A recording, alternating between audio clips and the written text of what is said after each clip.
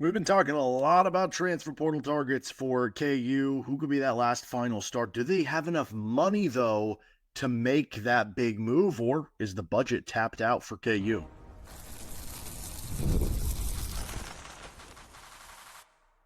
You are Locked On Jayhawks, your daily podcast on the Kansas Jayhawks. Part of the Locked On Podcast Network, your team every day. What is going on? Derek Johnson here. This is Locked On Jayhawks. Thanks for making it your first listen every day. Thank you to everydayers catching each and every episode of the show. We are free and available wherever you get your podcasts, including on our YouTube page where you can like and subscribe to the show. And on today's edition of Locked On Jayhawks, show me the money, man. Where's the money at right now for KU? A lot of money talk going on. Doug Girod, there's an interesting rumor going around there. I kind of want to get into, where I think or how this has come together for the KU roster to this point in time. And also, I guess, just some interesting stuff and what it means for KU. Are they tapped out? What it means for building out the rest of the roster, what it means for college athletics and kind of KU more big picture. And then we'll finish up with some latest news, some interesting portal commits, as well as some KU baseball news on today's episode of the show, which is brought to you by Monarch Money. Take control of your finances with Monarch Money. Use code LOCKEDONCollege at monarchmoney.com for 50% off your first year with Monarch Money. Okay, so the big question here, where's the money for KU? Because we see this quote. It came out in the Lawrence Journal World, and this was in a story at kusports.com from Chad Lawhorn. And they had an interview with Doug Girod, the chancellor for the University of Kansas. And this is the most telling quote in the entire story. I recommend reading the whole story, though, because, it's very telling and talks about kind of the chaos of things and the college landscape and so forth. The most telling quote is, this is from Doug Girod: "We don't have $20 million a year laying around in any pockets waiting to be deployed." And it goes into the story mentioning that it has a $16 million deficit in 2025. Now it's kind of interesting how this stuff works. If you like with college athletics, it's always been something where it's like, oh, the numbers continually go up, and yet they don't, like, they always spend all the money they get, right? So it's just readjusting how you spend it. And that's something they do have to figure out, but it is a little telling, a little shocking that, like, are we sure? Because it's not with the whole revenue share thing that's going to pass, that's going to allow schools to basically pay $20 million to different athletes in different sports. It is not a requirement that these schools have to use all 20. Some schools might use 10. Some schools might use 5. Some schools might use all 20, right? And if Kansas is not going to be one of those schools that's using all 20, where does that put them in the collegiate landscape as a whole in all their sports, right? Does that put them behind the eight ball in a really big way? Does it make it of the utmost importance for Kansas to try to do anything in their power to get to a conference like the Big Ten, to where then you would have more media money coming in to be able to afford that? I don't know, it's just one of those things where it is very pressing. There was also a rumor that came out from Mike Vernon kind of talking about that for Darrion Williams, there's a certain number that needs to be gotten to by Kansas, and there's some sort of mutual interest between the two, but they have to get to this number to have the possibility. Williams could obviously go to the NBA and is testing that sort of things too, but like there hasn't been, I guess, the green light given, or they haven't gotten to that number yet. And whether that is, I think, interesting because, right, does that come out because there's a need for more donor support? Like, is that something that leaks out because it's basically a signal to, from Bill Self or Travis Goff or something, like, hey, donors, listen, you want this really good player? We just don't have the money for it right now, right? Like, that's kind of interesting. But on the flip side of that is, like, there is this whole power struggle that is going to ensue now with the rev share, where it's like, okay, is this money that potentially Kansas basketball is looking to maybe add one final, portal player commit or something like that? Obviously they're looking to add multiple bodies, but one final, like, big name. Is that money coming from NIL donations, or would that money be coming from rev share? And if it's coming from rev share, then it is a real, like, okay, well, the athletic director, whoever, has to green like this, because if you're going over budget to sign this guy, that means a different team, whether it's football or baseball, whatever, loses the rev share money that they were going to give. And that doesn't work that way. So then it becomes a game about the NIL game. And then it's like, okay, have you tapped out the donors, so to speak, right? Like, I mean, Kansas is in an uncomfortable position that a lot of these other schools don't have to deal with right now, where they're spending a bunch of money on stadium renovations, right? And obviously had to get done and has to get done for Kansas, but that's where a lot of the funds are going. And so you keep going back to these donors for more and more and more. Eventually, there is a line that it's going to cut off, right? There was the Allen Fieldhouse renovations too, right? Like the list goes on here, and paying players for most previous seasons, right? Now, to play kind of devil's advocate to that, wouldn't it, like, it is very interesting that I think you see some of these quotes out there. And again, if you look at college sports as a whole, all of a sudden teams started getting more money from the media rights deals, right? Where it's like, oh, we're operating at a $10 million loss. And then it's like, oh, but then the next year, the media rights deal new kicked in. And instead of getting $20 million a year, we're getting $40 million a year. And that's like, oh, now we're operating in a $15 million loss. And it's like, wait, what did you do with that extra money? Again, this is across the country. This is not me like saying a KU thing. This is every school like in the country. When they get more money, they find ways to spend it, right? They're not just like pocketing the money or being like, oh, good, now we can operate at the same cost, but just make more money and use it on other areas. That's not how this works. So from that perspective, it could be overselling it. It also, I think, is interesting because if you are Kansas and let's say you are going to be okay with the money, let's say you are going to be okay with the rev share and are going to be able to get to the 20 million, does it behoove you at all to come out and be like, yeah, we're actually flush with cash. We're sitting pretty, baby. We got the full 20 million. We got all sorts of stuff. And then donors are going to be like, well, what do you need my money for? You're good to go. So it behooves Kansas from their side of things to be like, no, we need money. And then that maybe sparks up, donors being like, okay, well, I will fill the gap, whatever you kind of need me to do, right?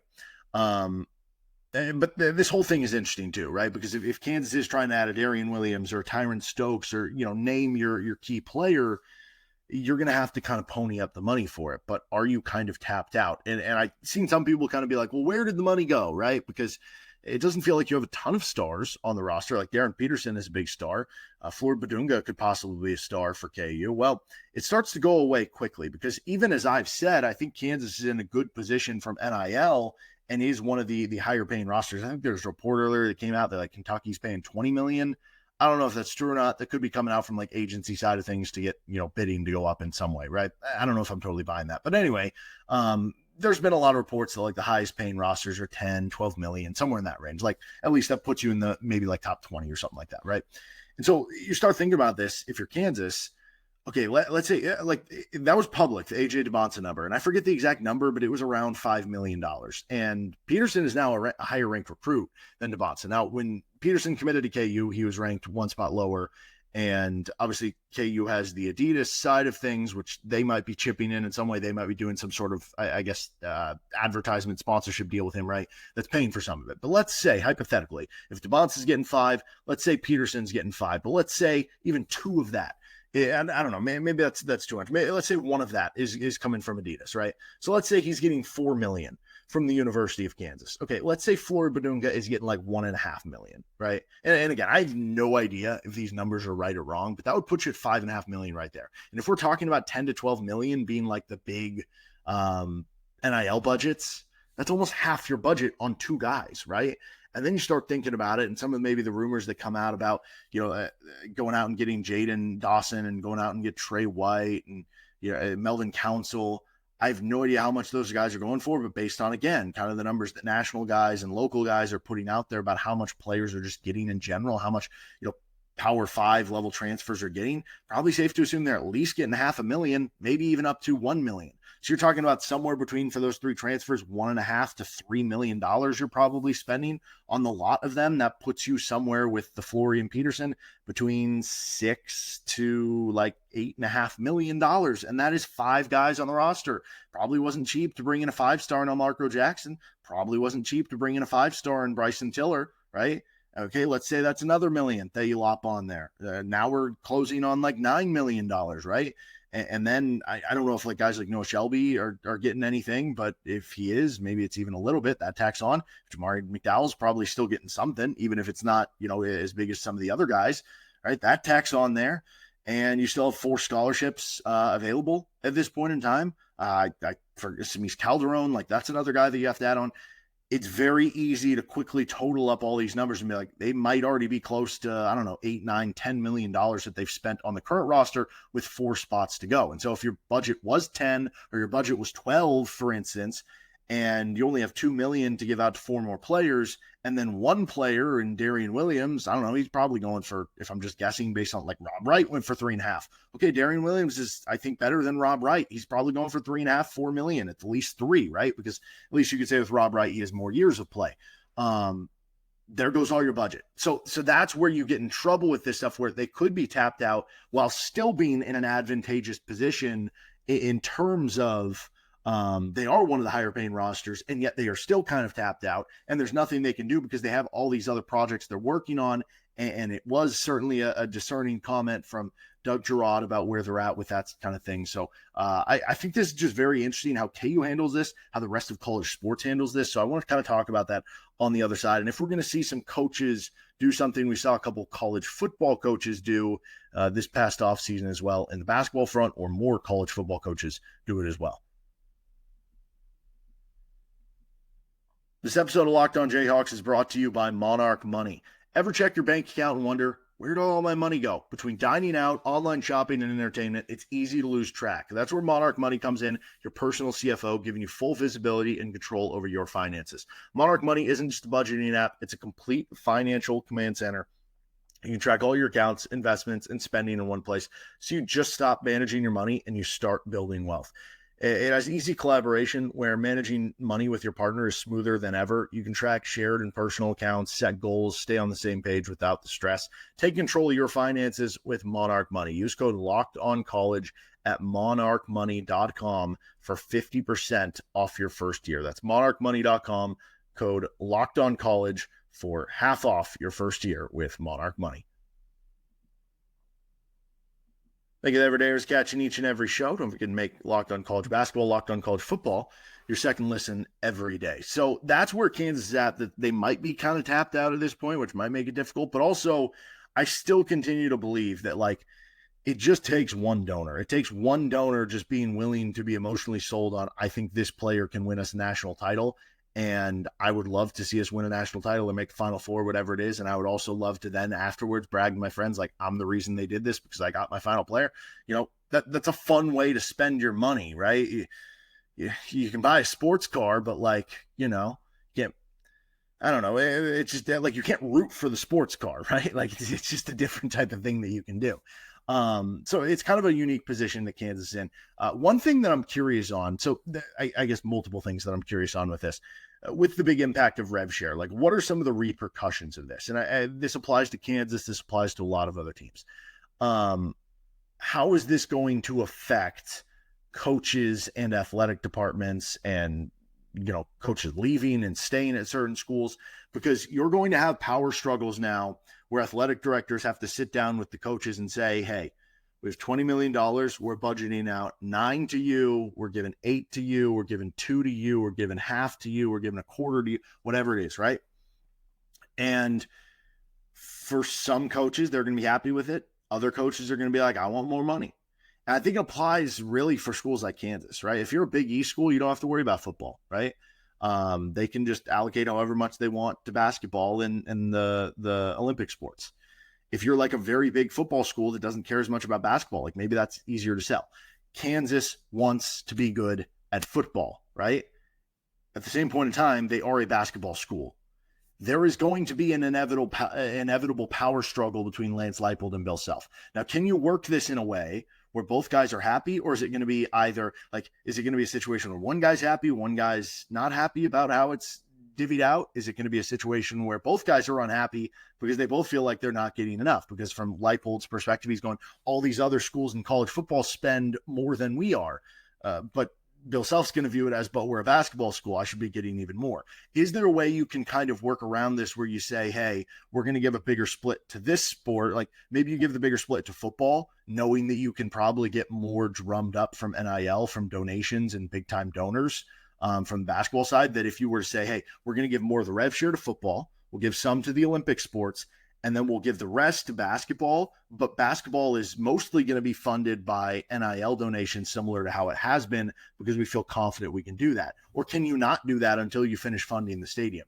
That's going to be very interesting to see how they can kind of divvy that stuff out and how other schools do it. And you're going to see coaches leave for jobs that we view as like, that's probably like a lateral job. Like if you saw a guy leave in football, if you saw a head coach in football leave, or I don't know, maybe basketball is the better example, right? Let's say you saw a coach leave in basketball. They were at like, I don't know, for instance, like Alabama, right? This is probably a bad example because Nate Oates has done such a great job. But like hypothetically, let's say your basketball coach in Nevada left for a job at, I don't know, West Virginia. Like that would just feel like kind of I don't know, maybe historically West Virginia has been a better job, but right now that would feel like just kind of a lateral move, right? But then it came out afterwards and it was like, well, Alabama wants to give 16 million of their 20 rev share to football because they're a football school. And West Virginia is going more of a 50-50 split. So that's why I came to this school. You're going to see coaches leave for that reason specifically. So that becomes interesting here too. The other part of this that's very interesting, and this is kind of a dumb sports fan take of like it's the same thing you see with like when you convince yourself, and we've all been there, we've all done it. When you convince yourself that like, I've done it myself. It's like, no, this player's not going to leave your team in free agency. They can come back to your team, even if they don't have as much money, they'll get $2 million less a year. Wouldn't you rather, be on that team? And then they end up leaving, right? For even just a little bit more money. That's not how this stuff works, because as much as the money is a factor, it's almost the respect, the affirmation of how good you are that comes with the money, of being like, I am the highest paid. That means I'm the best, right? Like it's kind of that side of things. But anyway, at what point does coaches in general, and Bill Self could apply to this too, go, hey, instead of me making, I forget the number Bill Self's making, like $8, $9, $10 million a year, whatever, making that money, I could comfortably live off $3, $4, $5 million. I will take the other part of that salary and just donate it into NIL or whatever it is. Or I'm just going to tell the school, hey, just pay me the 3 or 4, we'll rework the contract. I want it written into the contract, though, that instead of you paying me that extra $3 million, it doesn't just go away. You're still on the hook for it, but it goes into rev share, or it goes in to make sure we have the full 20 million, or it goes into the NIL fund that we're going to be able to, possibly pay these players. I find that very interesting, and that we have actually seen precedent for it now. This past offseason, Brian Kelly did it at LSU. Mike Gundy did it at Oklahoma State. They both took pay cuts and are using that money to help fund the roster a little bit more. The common theme with both those guys is they're on the hot seat. So they're kind of in a situation where it's like, I'm desperate. I need to win. I can't keep making millions if I don't, win this year. So I'm going to have to do that. But it does make you wonder, like if you are Bill Self, especially if you're Bill Self going, and we don't know how long Bill Self wants to coach. Could it be 5 years? Could it be 3? Could this be his last year? Right. And if it was your last year, wouldn't you rather be like, you know what? What's one extra year salary? I'm just going to go all out. I want this good player here. Here's my salary, KU, figure out the rev share thing and give me my player, give me my money. I don't know. I think that would be very interesting, but not that I'm expecting that stuff to happen or anything. I just think it's a very interesting kind of idea and concept that kind of adds to the intrigue among all of this sort of stuff. So I think it's going to be very telling based on all of this stuff, like what final editions does Kansas end up making, because I think you'll really be able to read between the lines, so to speak. Like if Kansas does end up adding Darrion Williams, it's probably a good sign. It's probably an idea that either a big money donor came in, or actually it's probably just that, or KU is better off financially than maybe they're making it appear publicly, because again, it behooves them more to work the opposite side of things. Or would you just be able to say, no, it was just one donation and like that doesn't, have an impact long term, versus if they do not make another big splash and it ends up being, more role player type additions from here on out, you're going to look at this and be like, okay, even though KU is in a pretty good position from their NIL budget and they have one of the higher ones in the country, it still wasn't high enough to get that final addition because of how crazy the market has been, because of how much they have to kind of, I don't know, penny pinch sounds like it has a negative connotation. So I don't mean it to sound negative, but they do kind of have to do that with all the things they're funding that a lot of other schools aren't having to do right now, right? Like having to fund the new stadium and all these different things. That once they get all that stuff done, by the way, I mean, that is going to be such a blessing for KU that they can just start directing everything to the NIL game and that sort of thing. What is some of the latest news in the transfer portal? Next. Thanks for joining us on this bonus episode of Locked On Jayhawks. Our latest news in the transfer portal. Rodney Rice, somebody we did a deep dive on a previous episode, he ended up committing, and a lot of the talk was, I think we mentioned this when we did the deep dive, could he follow his head coach to Villanova, or could he follow his teammate Jacoby Gillespie to Tennessee, who was recruiting him as well? I think those are the two schools he did visits to. I don't know if he visited USC or not, but he commits to USC. And I think that tells you a couple things. One, if it wasn't as done of a deal to one of those two schools as you think, the fact that Kansas didn't get a visit or make a bigger push, it kind of tells me that either maybe the NIL figures didn't line up because maybe this was more open than you might have thought. It also could tell you that, once they added Melvin Council, they're like, we're good on guards. And at this point, they're just looking for wings and a backup center and then developmental players, which I think that certainly makes sense too. But I did find that a little bit surprising. A.K. Okereke, who Kansas had some sort of contact with earlier in the offseason, he committed to Vanderbilt. He's a transfer from Cornell and kind of a good four-man who's really good on the offensive end. So he goes to Vanderbilt there. And then Boogie Fland, a former five-star guard from Arkansas, he entered the transfer portal. He's going through the draft process, might stay in the draft. I kind of view this one like the PJ Haggerty one for Kansas right now, where it's like, if this would happen at the beginning of the offseason, I would have been all over it. Like, oh, this would be a great, possible pickup for Kansas. But now with where the current roster is, again, feels like you need more of a wing, feels like you need more of a backup big. And especially going back to all this money conversation, not sure you'd be allocating your money to like Flan and Haggerty, who's reporting Haggerty is asking for like $4 million and wants to be the primary point guard, which like that would be a no-go with Darren Peterson anyway. So just some interesting portal news there. And then also some KU baseball news, as well as the Jayhawks lost to Nebraska at home in Hoagland earlier a couple weeks ago. They got revenge in Lincoln. They ended up winning and shut out Nebraska on the road. So they get a good kind of split series there with a good non-con win, adds another win to their belt, adds to their RPI, adds to their resume, and then it's back to the conference play upcoming this weekend as they look to continue to build off this, what was, I guess, now a 4-game winning streak after they, or I guess 5-game winning streak because they won last week too, but the 3-game sweep over Kansas State continuing on into Big 12 play. Really good response from KU after that 3-game sweep by TCU, where they lost all 3, winning 5 straight games. This Kansas team continues to fight. They continue to, the bullpen has been pitching so well of late. They're getting to other teams' bullpens. They're hitting tanks, Brady Bollinger and Jackson Hauge. It's been super, super fun to watch, and it'll continue to be fun to watch this weekend and through the rest of the season for Dan Fitzgerald and KU baseball. All right, that'll do it for this episode of Locked On Jayhawks. You can find our show anywhere you get your podcast, including on our YouTube page. Don't forget to check out our bonus episode. We talked a little KU football with a transfer portal edition of Leroy Harris III from Chattanooga. So check out that bonus episode. Check out our bonus episode of By Joe leaving the program as well, the defensive end spot there. Get you ready for football season, which is next up, even though we're in the thick of portal season for KU basketball too. All right, see you next time on LOJ.